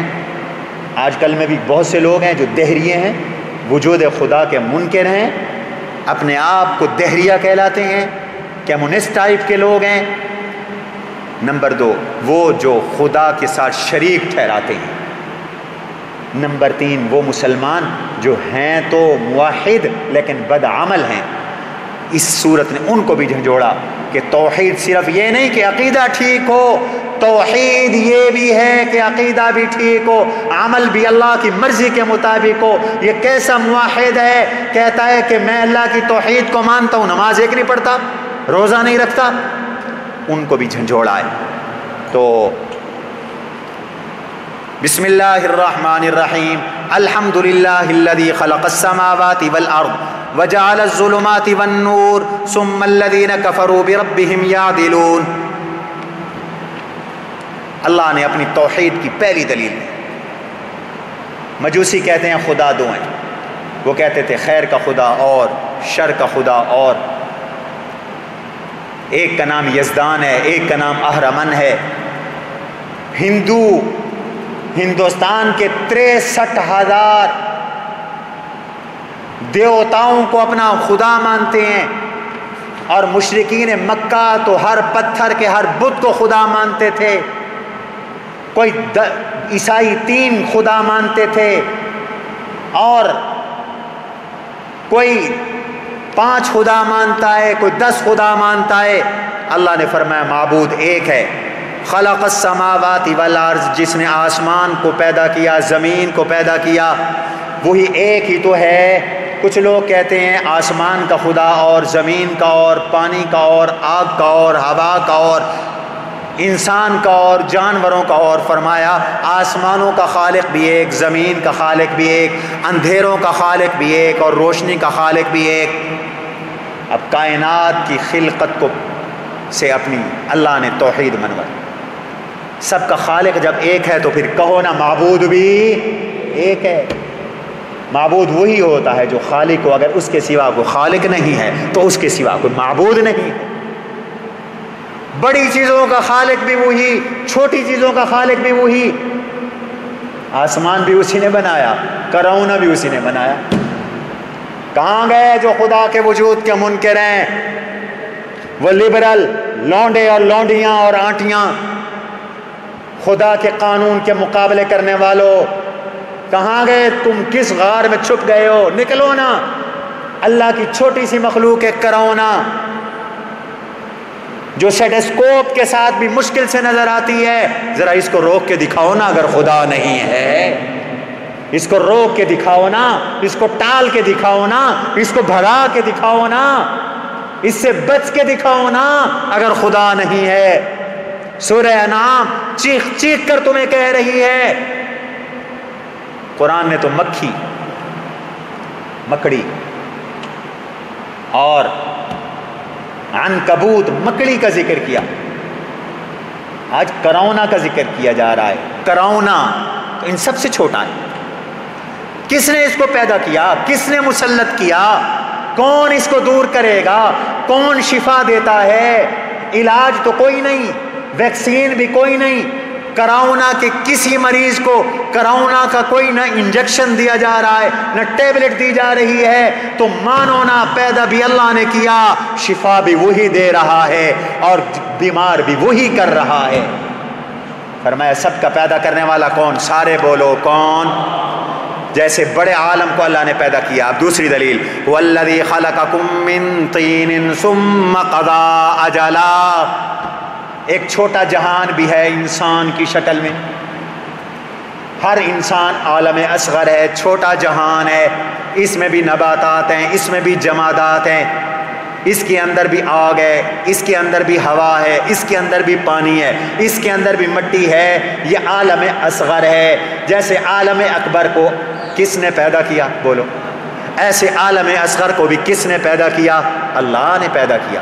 پھر جیسے عالم اصغر ایک دن ختم ہو جاتا ہے، ایک وقت آئے اور مر جاتا ہے، ایک وقت آئے گا عالم اکبر پہ بھی موت آ جائے گی۔ جیسے تمہیں موت آتی ہے، یہ تمہاری چھوٹی قیامت ہے، ایسے پوری کائنات پہ موت آئے گی۔ وہ عالم، وہ قیامت کبریٰ ہے، یہ قیامت صغریٰ۔ قیامت بھی اللہ نے ثابت کی، توحید بھی ثابت کی۔ ہر آیت میں اللہ کی قدرت موجود ہے۔ آگے فرمایا وَلَوْ نَزَّلْنَا عَلَيْكَ كِتَابًا فِي قِرْطَاسٍ۔ اعتراض کرتے تھے حضور علیہ السلام پر، کہتے تھے ہم آپ کو تب نبی مانیں گے جب آپ آسمان سے کتاب لے آئیں اور اس میں لکھا ہوا ہو، اور ہم اس کتاب کو ہاتھ لگائیں، ہمارا نام بھی اس میں لکھا ہوا، ہم اس کو ہاتھ لگائیں۔ اللہ نے جواب دیا وَلَوْ نَزَّلْنَا عَلَيْكَ كِتَابًا فِي قِرْطَاسٍ فَلَمَسُوهُ بِأَيْدِيهِمْ لَقَالَ الَّذِينَ كَفَرُوا إِنْ هَذَا إِلَّا سِحْرٌ مُبِينٌ۔ اگر یہ کتاب آ بھی جائے نا بالفرض اور یہ ہاتھ بھی لگا لیں، کہیں گے یہ تو جادو ہے، مانو گے تو پھر بھی نہیں۔ پھر ان کا دوسرا شبہ تھا، کہتے ہیں کہ فرشتے آ کر کیوں نہیں بتاتے کہ یہ نبی ہے؟ اللہ نے جواب دیا لولا انزل علیہ ملک لو انزلنا ملک لقضی الامر۔ اگر فرشتہ آسمان سے اترے اور آ کر بتائے تو یہ ہے تمہارا فرمائشی معجزہ۔ اور قاعدہ یہ ہے کہ جب کوئی قوم فرمائشی معجزہ مانگتی ہے اور معجزہ پورا ہو اور وہ ایمان نہ لائے تو وہ ہلاک کر دی جاتی ہے۔ فرمایا پھر تم ہلاک کر دیے جاؤ گے، پھر ڈھیل نہیں ملے گی۔ اور دوسری شک، فرشتہ بھی اگر بالفرض آئے تو فرشتہ بھی کیسے آؤگا؟ تم فرشتے کو تو دیکھ نہیں سکتے، فرشتوں کو تو نبیوں نے مشکل سے دیکھا، جبریل کو صرف حضور نے دیکھا اور کسی نبی نے نہیں دیکھا، اور جبریل کو بھی پوری زندگی میں حضور نے صرف 2 بار دیکھا، تو فرشتے کو تو دیکھ نہیں سکو گے۔ فرشتہ آئے گا انسانی شکل میں، جب انسانی شکل میں آئے گا تو پھر تم پر معاملہ ویسے خلط ملط ہو جائے گا، لہذا تمہارا یہ سوال فضول ہے۔ اگلے رکوع میں اللہ نے پھر توحید کی دلیل دی، قل لمن ما فی السماوات والارض قل للہ۔ پچھلے رکوع میں فرمایا ہر چیز کا خالق اللہ ہے، اب بتا رہے ہیں ہر چیز کا مالک بھی اللہ ہے۔ واہ میرے اللہ، کیسے دلائل دی؟ پہلے فرمایا ہر چیز کا خالق اللہ ہے، اب فرمایا آسمان کا مالک بھی اللہ، زمین کا مالک بھی اللہ، اور مالک جب چاہے جہاں چاہے تمہیں بلا لے، لَيَجْمَعَنَّكُمْ إِلَىٰ يَوْمِ الْقِيَامَةِ لَا رَيْبَ فِيهِ، وہ تمہیں قیامت میں اکٹھا کر دے گا۔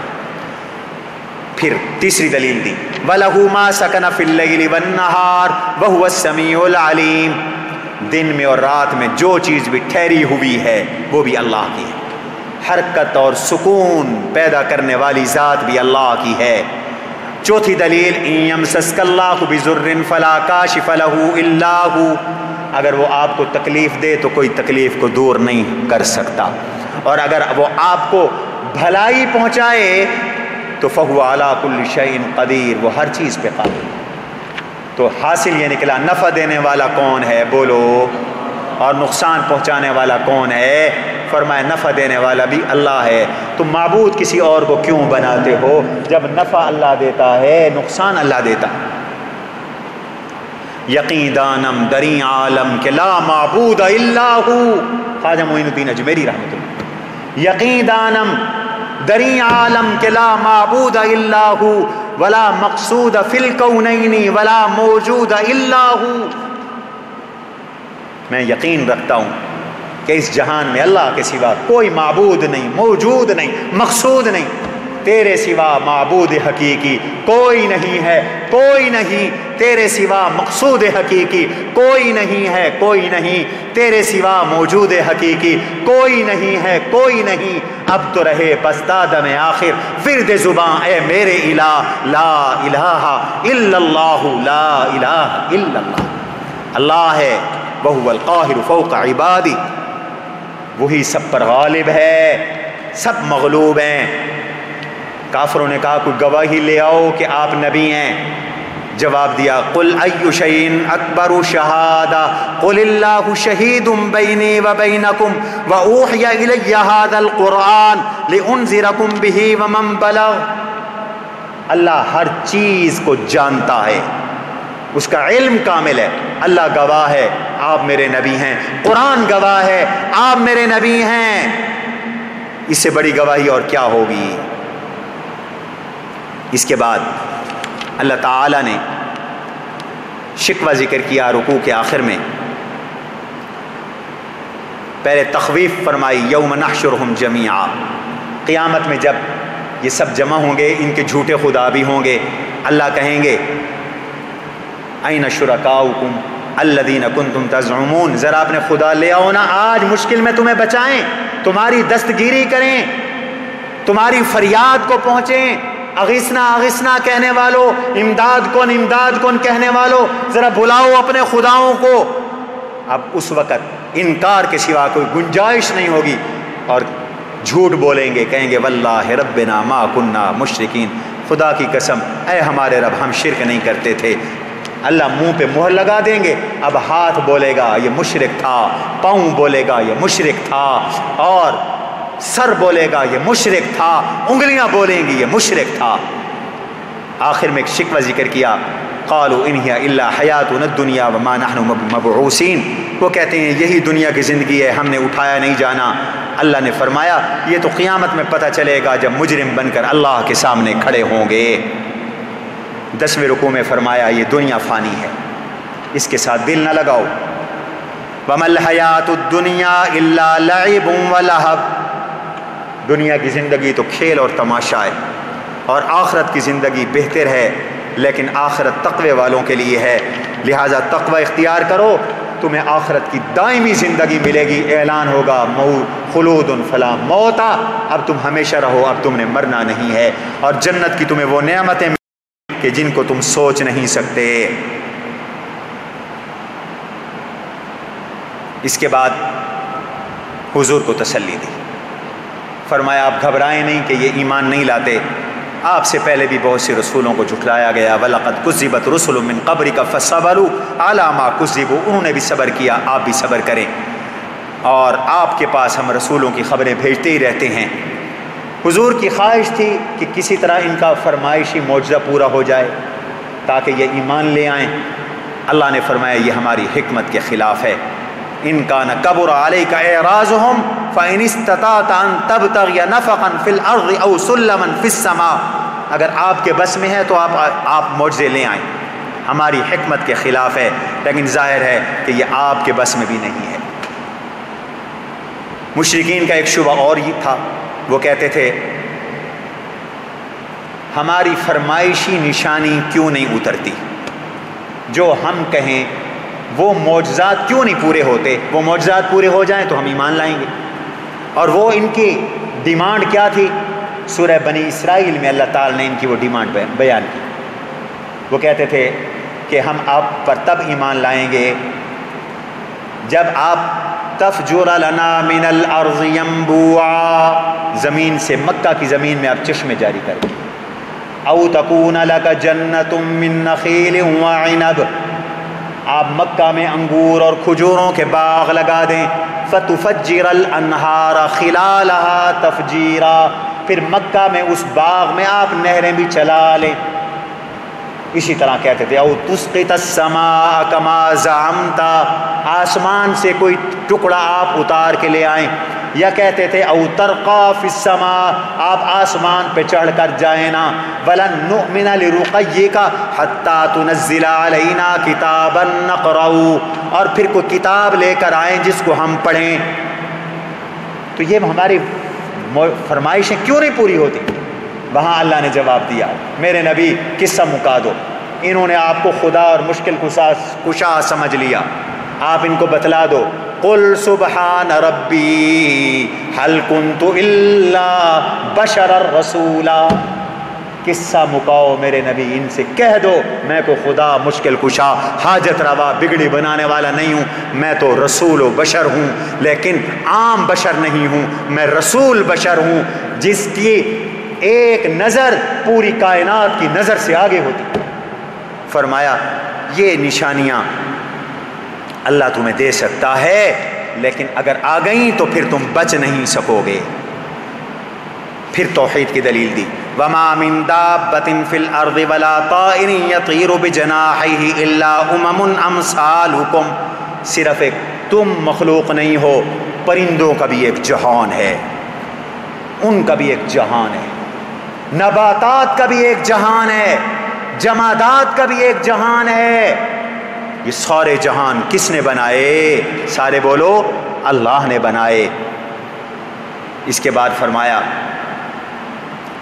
11ویں رکوع میں وَلَقَدْ أَرْسَلْنَا إِلَىٰ أُمَمٍ مِّن قَبْلِكَ فَأَخَذْنَاهُمْ بِالْبَأْسَاءِ وَالضَّرَّاءِ لَعَلَّهُمْ يَتَضَرَّعُونَ، آپ سے پہلے بھی جو امتیں ہیں ہم نے ان کو بدنی تکلیفیں دیں، مالی تکلیفیں دیں، اس لیے تاکہ وہ ہمارے سامنے گڑ گڑائیں، توبہ کریں، استغفار کریں، ایمان لے آئیں۔ بھائی یہ تکلیفیں اس لیے آتی ہیں مومن پر تاکہ مومن اللہ کے دروازے پر واپس آ جائے، اور وہی مومن خوش قسمت ہے جس کو تکلیف میں خدا مل جائے۔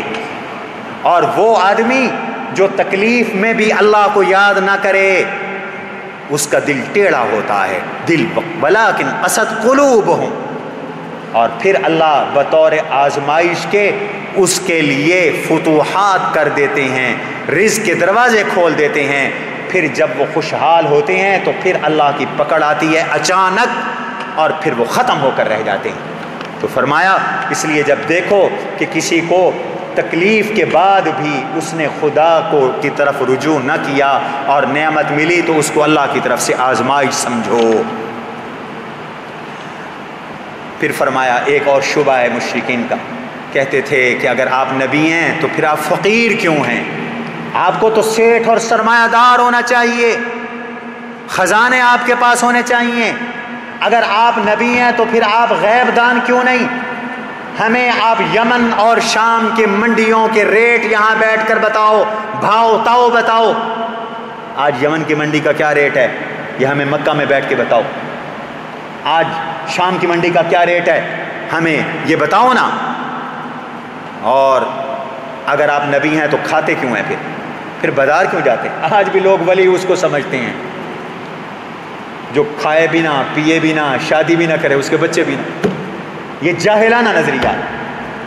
اللہ نے ان تینوں سوالوں کا جواب دیا. قل لا اقول لكم عندي خزائن اللہ. میں نے کب کہا ہے کہ میرے پاس اللہ کے خزانے ہیں اور مال اور دولت ہے؟ کوئی فقر نبوت کے منافی تو نہیں ہے. فقیر بھی نبی ہو سکتا ہے. فقیر سے مراد جس کے پاس دولت نہیں ہے وہ بھی نبی ہو سکتا ہے. کو خزانوں کا ہونا نبوت کے لیے ضروری تھوڑی ہے.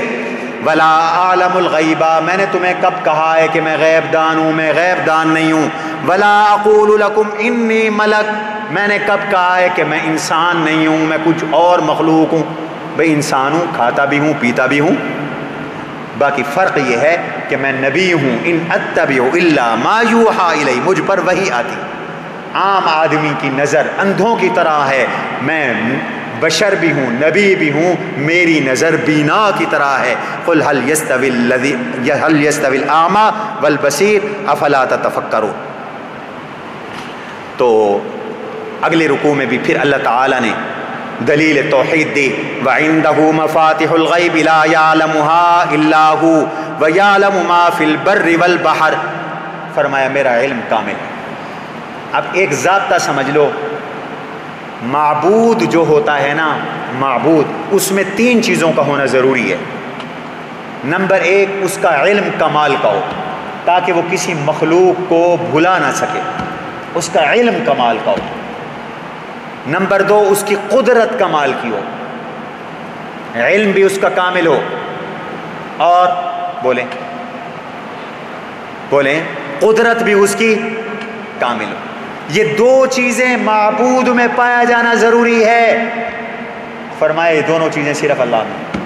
اللہ کے علاوہ سب کائنات میں قدرت بھی کامل نہیں ہے، علم بھی کامل نہیں ہے. علم بھی میرا کامل ہے، قدرت بھی میری کامل ہے. میں ان اللہ علی کل شیء قدیر.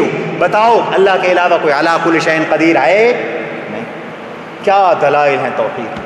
اس لیے فرمایا عنده مفاتح الغیب. غیب کے خزانے اسی کے پاس.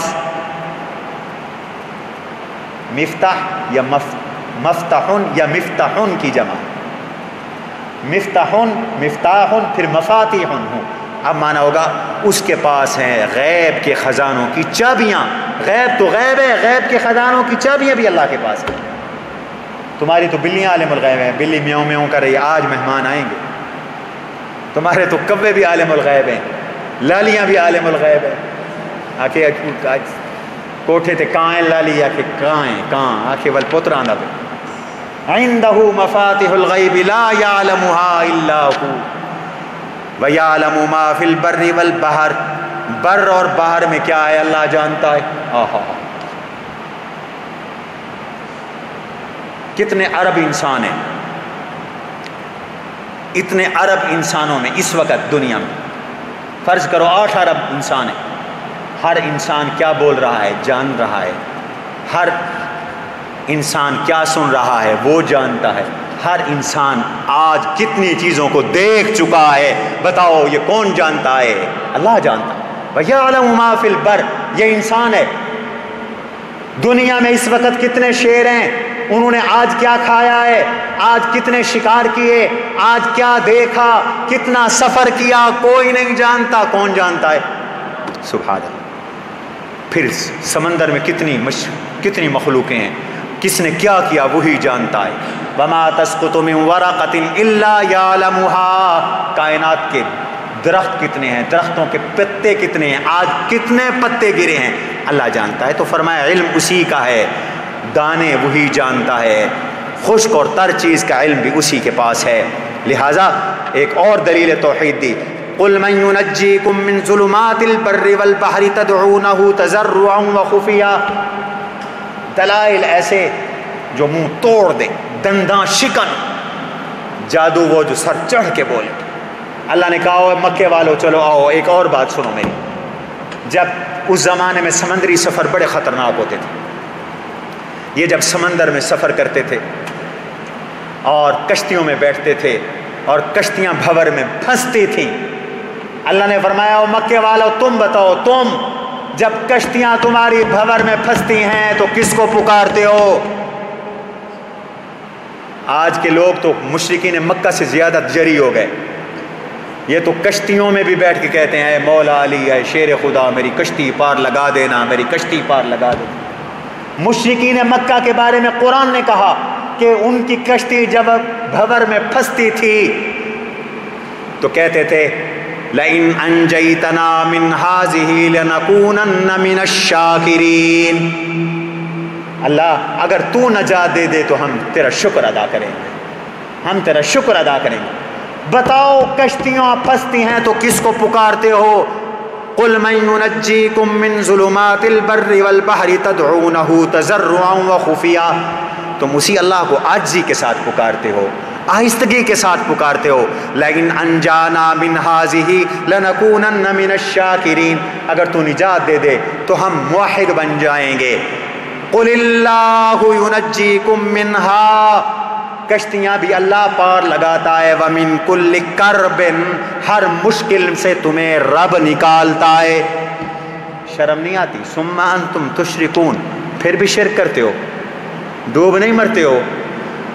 مشکل میں تمہیں اللہ نکالتا ہے، مشکل میں تمہیں اللہ نکالتا ہے، کشتی تمہاری اللہ پار لگاتا ہے، پکارتے کسی اور کو ہو، اللہ کو پکارو۔ عذاب کی قسمیں بیان کی، فرمایا جب روٹتا ہے تو 3 طرح کے عذاب دیتا ہے۔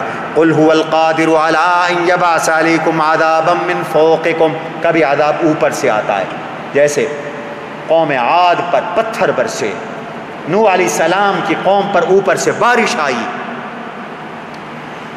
قوم لوط پہ پتھر برسے، قوم عاد پہ آندھیاں چلیں۔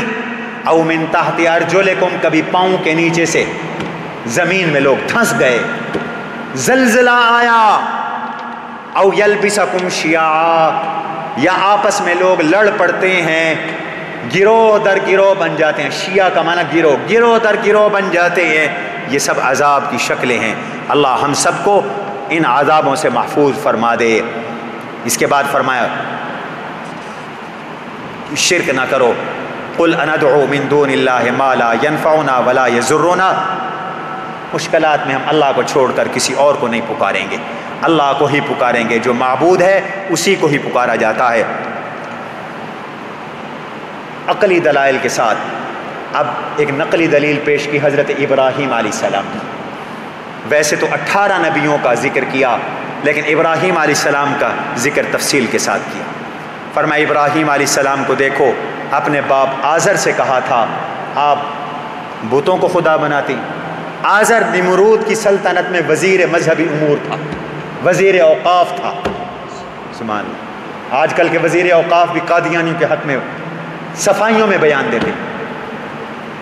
یہ بت بناتا تھا اور بتوں کی پوجا کرتا تھا۔ ابراہیم علیہ السلام اس کے گھر میں پیدا ہوئے، کھل کے باپ سے کہا تتخذ اصناما آلہا انی اراک وقومک فی ضلال مبین، بابا یہ تو گمراہی ہے۔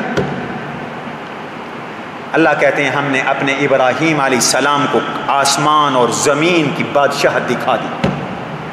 وَكَذَلِكَ نُرِي إِبْرَاهِيمَ مَلَكُوتَ السَّمَاوَاتِ وَالْأَرْضِ وَلِيَكُونَ مِنَ الْمُوقِنِينَ، ہم نے سارے پردے ہٹا دیے ابراہیم کی آنکھوں سے، 7 آسمان، 7 زمینیں اور 7 زمینوں کی سارے کے سارے عجائبات دیکھے تو ابراہیم کے دل پہ یقین بیٹھ گیا اور ایسے پکے موحد ہوئے کہ اب ساری دھرتی ایک طرف ہے، اکیلا ابراہیم ایک طرف ہے۔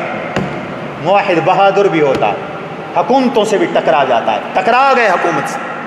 اب قوم کو خطاب کیا اور سمجھانے کے لیے ایک طریقہ اختیار کیا۔ رات ہوئی، فلما جن علیہ اللیل رأى کوکبا، ستارہ نکلا، ستارے سے تھوڑی سی روشنی آتی ہے، تو قوم کو کہا کہ یار اندھیروں میں یہ روشنی دے رہا ہے، شاید یہی خدا ہے، ھذا ربی، شاید یہی میرا رب ہے۔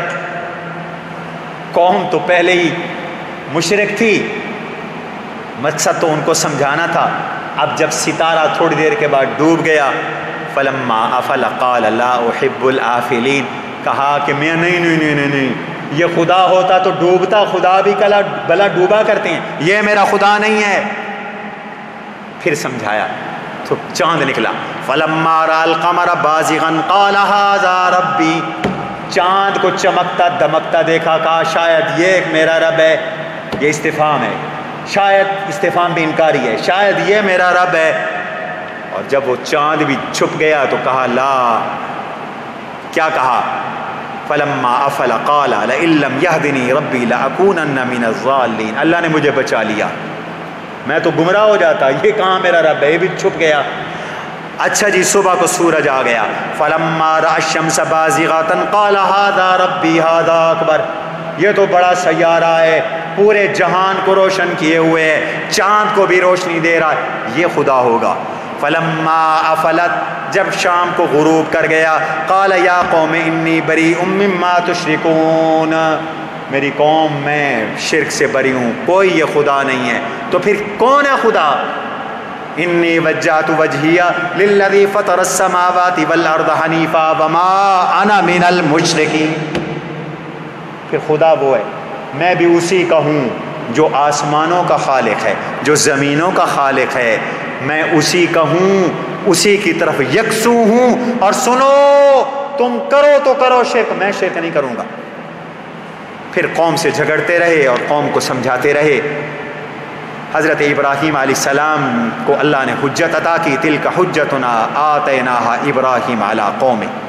پھر ابراہیم علیہ السلام کو اللہ نے بڑھاپے میں اولاد بھی دی، اسحاق دیا، بیٹا اسحاق، پھر پوتا یعقوب، پھر نبیوں کے نام لیے۔ اللہ نے فرمایا ہم نے ان کو ہدایت دی، نوح کو ہدایت دی، ان کی اولاد میں سے داؤد، سلیمان، ایوب، یوسف، موسیٰ، ہارون، زکریہ، یحییٰ، الیاس، اسماعیل، یسع، یونس، لوط، فرمایا ان سب کو ہم نے ہدایت بھی دی، فضیلت بھی دی، بدلے بھی دی۔ یاد رکھو قرآن کریم میں 25 نبیوں کے نام ہیں، صرف 25 نبیوں کے نام ہیں، اور ان 25 میں سے 18 نبیوں کے نام یہاں اکٹھے مذکور ہیں جو ابھی میں نے آپ کے سامنے پڑھے ہیں۔ اللہ تعالی نے اگلے رکوع کے اندر فرمایا وما قدر اللہ حق قدری اذ قالوا ما انزل اللہ علی بشر من شیء، لوگوں نے اللہ کو نہیں پہچانا جیسے پہچاننے کا حق تھا۔ یہ کہتے ہیں اللہ نے کسی بشر پر کچھ نہیں اتارا، نبی نہیں اتارا۔ اللہ نے جواب دیا موسیٰ پہ پھر تورات کس نے اتاری؟ موسیٰ پہ تورات بھی اللہ نے اتاری ہے، قرآن بھی اللہ نے اتارا ہے۔ تورات اپنے دور میں حق تھی، قرآن اس دور میں حق ہے۔ ھذا کتاب انزلناہ مبارک۔ باقی اگر میں نبی نہیں ہوں اور اللہ پہ جھوٹ بولتا ہوں تو مجھ سے بڑا ظالم کوئی نہیں، اور اگر میں نبی ہوں اور تم اس کو جھٹلاتے ہو تو تم سے بڑا ظالم اور کوئی نہیں۔ ومن اظلم ممن افترى على الله كذبا او قال اوحي الي ولم يوحى اليه شيء، فرمایا پھر ہم دو میں سے کون ظالم ہو؟ ظاہر ہے کہ میں نبی ہوں اور تم ظلم کر رہے ہو۔ اس کے ساتھ ایک آیت پیش کی جس سے قبر کا عذاب ثابت ہوتا ہے۔ آج بہت سے حدیث کے منکرین کہتے ہیں قرآن میں کہاں ہے عذاب قبر؟ آؤ میں تمہیں دکھاتا ہوں قرآن میں عذاب قبر ہے۔ امام بخاری رحمہ اللہ نے اس آیت سے استدلال کیا باب اثبات عذاب القبر میں، وَلَوْ تَرَىٰ إِذِ الظَّالِمُونَ فِي غَمَرَاتِ الْمَوْتِ وَالْمَلَائِكَةُ بَاسِطُو أَيْدِيهِمْ أَخْرِجُوا أَنفُسَكُمْ، فرمایا ظالم و کافر موت کے نشے میں ہوتے ہیں، فرشتے اس وقت ان کو پیٹتے ہیں۔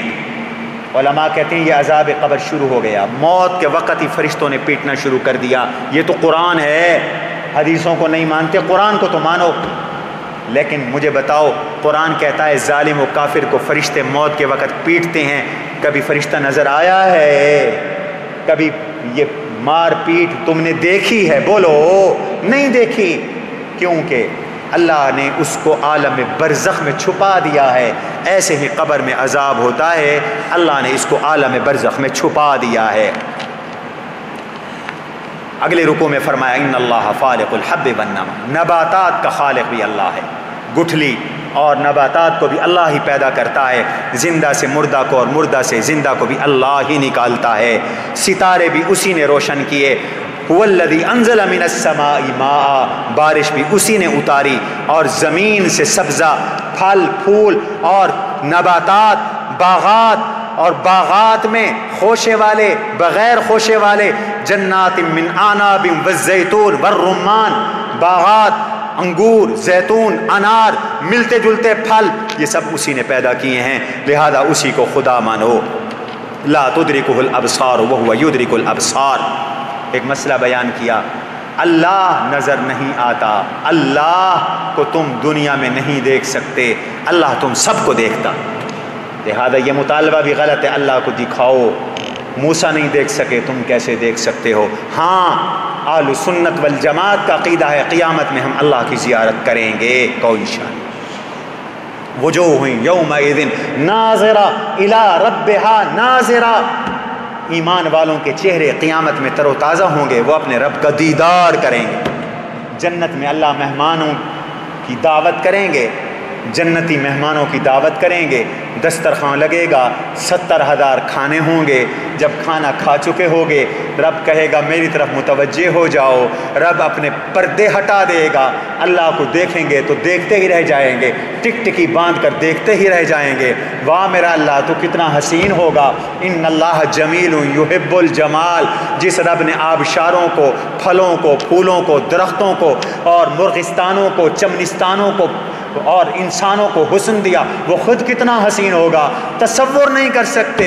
مسلمان دیکھیں گے تو ٹک ٹکی باندھ کر دیکھتے رہ جائیں گے، ایسا خدا کا نور چہروں پہ منتقل ہوگا، جب بیویوں کے پاس جائیں گی تو وہ پہچان نہیں پائیں گی کہ تم ہو کون۔ اللہ ہم سب کو اپنا دیدار نصیب کرے۔ آخر میں تبلیغ کا ادب بتا دیا، فرمایا لا تسبوا الذین یدعون من دون اللہ فیسبوا اللہ عدوا بغیر علم۔ تبلیغ کرو، تردید بھی کرو شرک کی، لیکن کسی کے جھوٹے خدا کو گالیاں نہ نکالو۔ اگر تم کسی کے جھوٹے خدا کو گالیاں نکالو گے تو وہ تمہارے سچے خدا کو گالیاں بکیں گے، وہ تمہارے سچے خدا کو گالیاں دیں گے۔ تردید تو بتوں کی قرآن نے بھی کی، لیکن ایک ہوتی ہے تردید، ایک ہوتی ہے دوسروں کو چڑھانے کے لیے باتیں کرنا۔ نہیں، تم اخلاص کے ساتھ اور خیر خواہی کے جذبے سے تردید کرو، حسن اسلوب کے ساتھ، گالیاں نہ بکو، برا بھلا نہ کہو، ورنہ وہ تمہارے خدا کو گالیاں بکیں گے۔ اللہ تبارک و تعالی ہم سب کو قرآن کریم کے ان حقائق پہ عمل کرنے کی توفیق نصیب فرمائے۔ وما علینا الا البلاغ المبین۔